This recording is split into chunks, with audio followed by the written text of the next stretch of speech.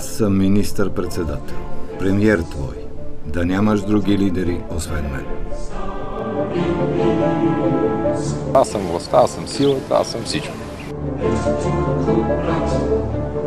Не си прави кумир и никакво изображение и не им се кланяй и не им служи партийно.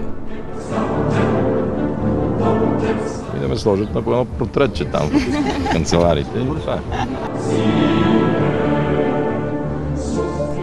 Не изговаряй на празно името на премиера, твоя лидер. Непрекъснато ми спрягат името от сутрин до вечер.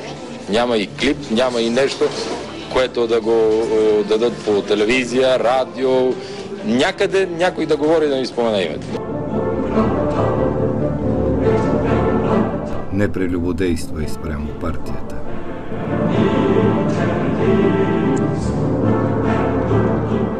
Няма любов и обид. Да е влюбен човек, ще го разлюби някой. Не кради от европейските фондове.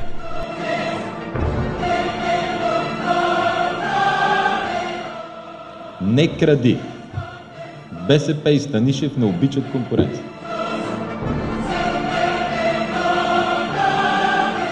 Не лъже свидетелствувай против ближния си съпартиец.